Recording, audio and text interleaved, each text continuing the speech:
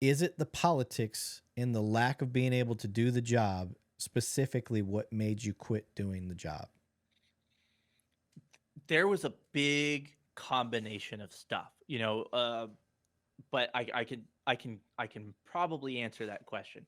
The politics were not good in Colorado, and frankly, that state, was overrun with people from different states that wanted a better life, and they voted, as we alluded to earlier, they voted in a way similar to where they came from, even though they left there, and they've kind of turned my state. And there was a lot of reasons, right? But I think, and I've thought about this a lot.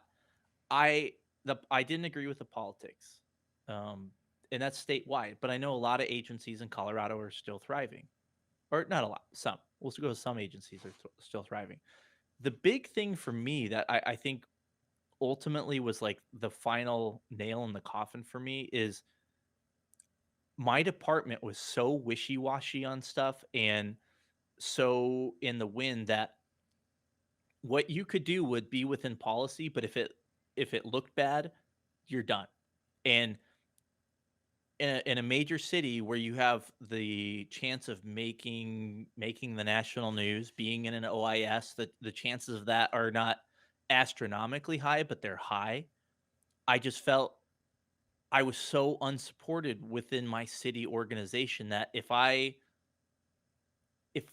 you just didn't like I didn't think I had the backing of my agency, and that's a dangerous thing. Like I could deal with the politics of the state if my agency was like, "Hey, do the right thing, we're going to back you up. We're going to take care of you."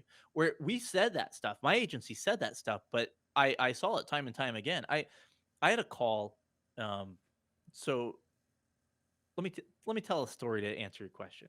I we had a new house bill coming through and we went to some training and they basically didn't really give us answers. There's like, this is what we think this means, and they kind of like let us out to like do your best and hopefully it works out. Which your agency, I think, is terrible guidance, terrible guidance. And they for a long time, after the George Floyd and these other things, they said, hey, they really tried to dissuade the use of force, which I fundamentally disagree with. I'm a big believer in, and I'm not saying beat the shit out of people, but sometimes you can stop something before it happens by snatching them up, handcuffing them before the fight's even on. And I'm a big believer in ask, tell, make. And it became ask, ask, ask, ask, ask, ask, tell, ask some more.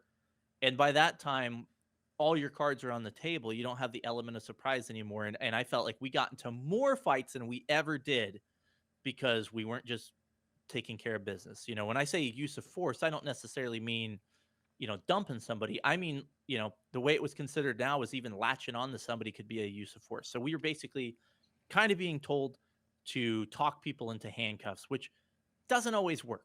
It works some places, it works with some people, but people don't want to go to jail. They don't want to go to jail. And the element of surprise is an amazing way for people not to get hurt. Okay. I'm a firm believer in that. I'm a big believer in get them in a control. Hey, you're under arrest as you're hooking them up. I think that's the way to go. I think that's a proper way to do an arrest most of the time. I know there's caveats to that, obviously, and you can make your own judgment when dealing with somebody. But if you know somebody's going to fight or they have a violent tendencies, don't mess with it.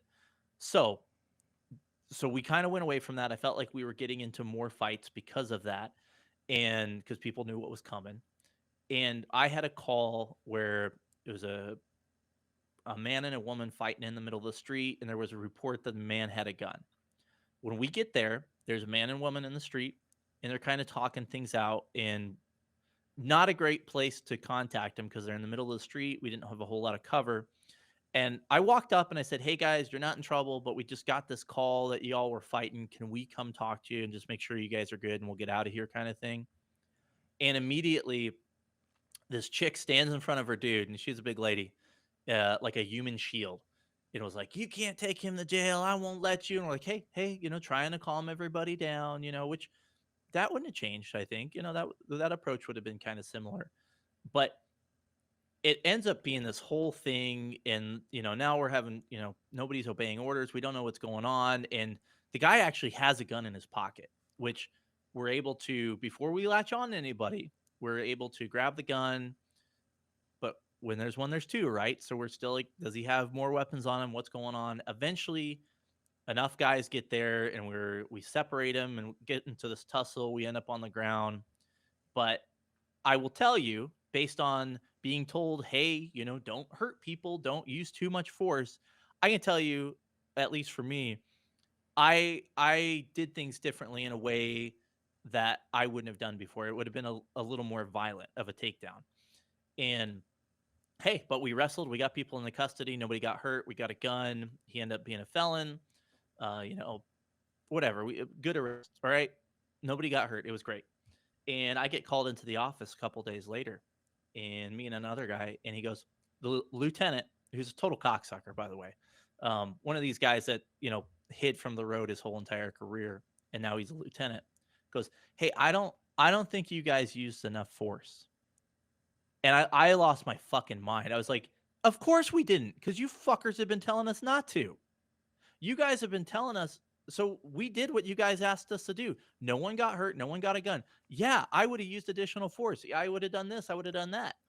And he's like, "Well, I think I mentioned like a dry stun or something." He's like, "Well, that might have been too much." Or I'm like, "Dude, fuck off. Like, you're asking for policing is not pretty, and it's never going to be perfect." And that was one of those things that was almost a straw on the camel's back, where I'm like, I can't fucking do this job. I don't know what I'm allowed to do, and the goalpost is always changing. And that for me, to me, the reason I left was the shitty department, because there's still people that are cops in Colorado.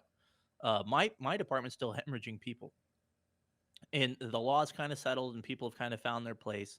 And I still have issues with everything, but I think it was a combination of things. But the bottom line was the lack of support from that police department and that administration and the city council.